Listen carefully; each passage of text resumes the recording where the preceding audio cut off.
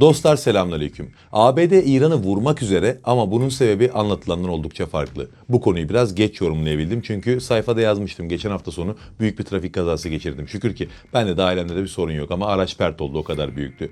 Ve bu yüzden geçtiğimiz günler biraz yoğun geçti. Bilgisayarın başına ancak geçebildim. Yani hayatımıza da kanala da kaldığımız yerden devam ediyoruz artık. Ve bugün gerçekten önemli bir konuyla başlıyoruz. Basra Körfezi'nde Amerikan uçak gemileri harekete geçti. Nükleer denizaltılar, destroyerlar ve hayalet uçaklar İran sınırına doğru konuşlandırıldı. Bu İran'a karşı bariz bir savaş hazırlığıydı. Ve işte bugün bu gerginliğin gerçek sebebini konuşuyoruz. Tam yüzyılın en büyük skandalı ortaya çıkmışken Trump'ın alelacele gündemi İran'a çevirmesi bir tesadüf olabilir mi?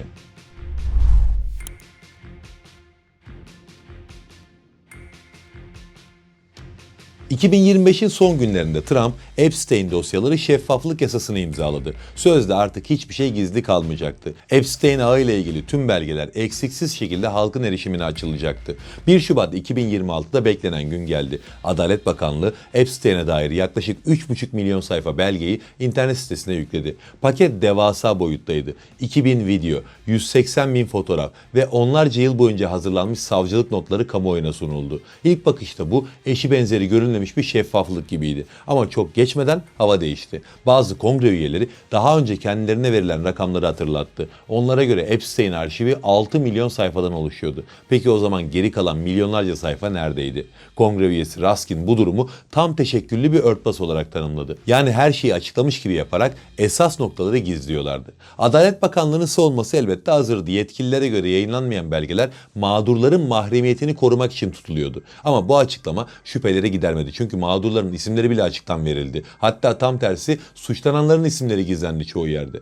Kamuoyu özellikle tek bir sorunun cevabını arıyordu burada. Bu dosyalarda Donald Trump ve başka önemli isimler hakkında neler yazıyordu? Yani şeffaflık vaadiyle arşivi açsalar da eksik belge yayınlamaları suyu ciddi anlamda bulandırdı. Özellikle Trump konusunda çok fazla soruya cevap bekleniyordu. Trump, Jeffrey Epstein'le olan ilişkisini yıllar boyunca kısmen reddetti. Anlattığı hikaye hep aynıydı. Epstein'i Palm Beach çevresinden tanıdığını, sosyal ortamlarda birkaç kez karşılaştıklarını ve yollarının 2000'li yılların başında tamamen ayrıldığını söyledi hep. Trump'a göre bu ilişki yüzeyseldi ve kısa sürmüştü. Ama milyonlarca eksiğe rağmen yayınlanan belgeler bile bu savunmayı tartışmalı hale getiriyor. Mesela arşivde yer alan en dikkat çekici belgelerden biri Ocak 2020 tarihli gizli bir savcılık notu. Bu nota göre Trump, Epstein'in özel jetiyle daha önce kamuoyuna yansıdığından çok daha fazla uçuş yapmıştı.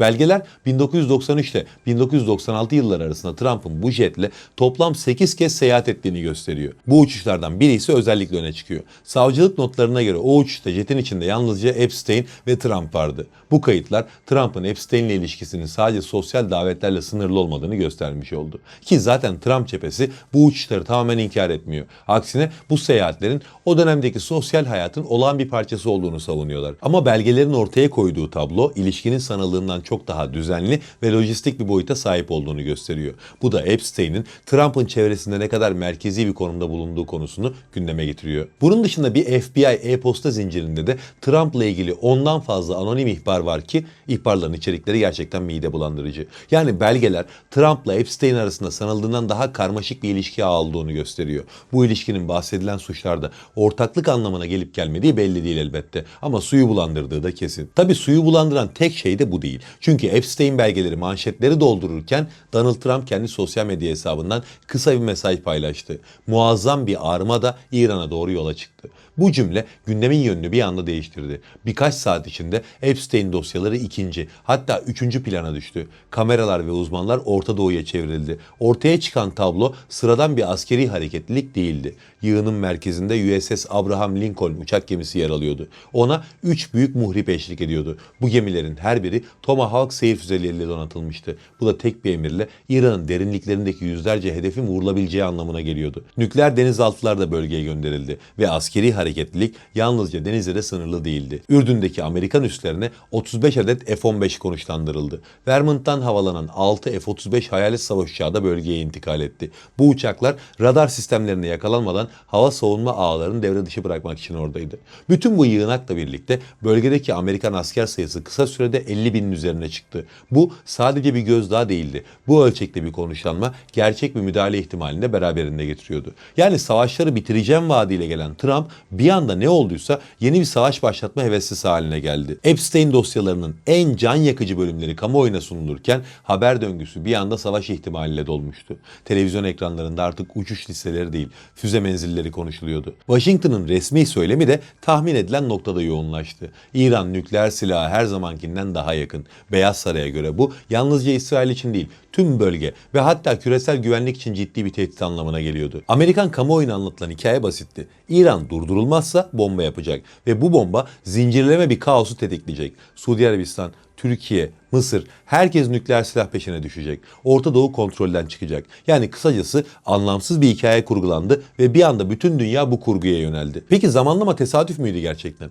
Bu tür krizlerde asıl soru genellikle şudur. Neden şimdi? Çünkü uluslararası siyasette zamanlama çoğu zaman olayın kendisinden daha belirleyicidir. İran geriliminin tam da bu dönemde tırmanması ister istemez Amerikan iç politikasını akla getiriyor. Trump için Epstein dosyaları ciddi bir baş ağrısıydı. Belgeler doğrudan bir suç isnadı içermese de kamuoyunda oluşan algı tehlikeliydi. Medya günlerce bu dosyalar üzerinden Trump'ın geçmiş ilişkilerini tartıştı. Savunma yapmak zorunda kalan bir lider profili ortaya çıktı. Ve bu Trump'ın en sevmediği pozisyon. Hiçbir liderin seveceği bir pozisyon değil.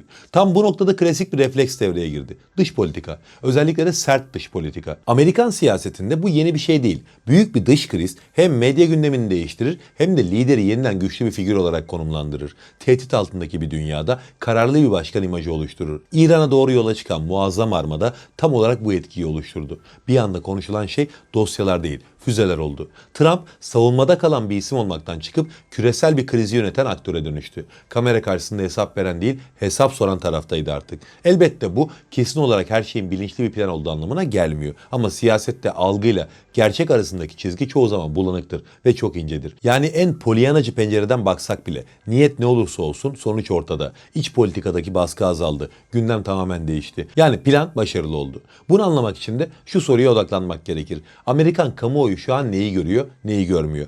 1 Şubat'tan sonra ana akım medyada tablo çok netti. Ekranlar İran haritalarıyla doldu. Uçak gemileri, füzeler, uydu görüntüleri, emekli generaller stüdyolara çıktı. Kırmızı çizgiler anlatıldı. Olası senaryolar çizildi. Aynı saatlerde Epstein belgeleriyle ilgili haberler arka sayfalara itildi. Uçuş kayıtları, isimler, çelişkili ifadeler bunlar artık bir detay olarak sunuluyordu. Üzerine gidilmesi gereken bir skandal değil, karmaşık ve sıkıcı bir dosya muamelesi gördü. Bu bilinçli bir sansür mü? Tabii ki evet. Ama daha çok da bir öncelik meselesi. Medya izleyicinin dikkatini çeken şeye yönelir. Ve savaş ihtimali her zaman daha fazla reyting getirir. Özellikle de yarın sabah her şey değişebilir duygusu oluşturuyorsa.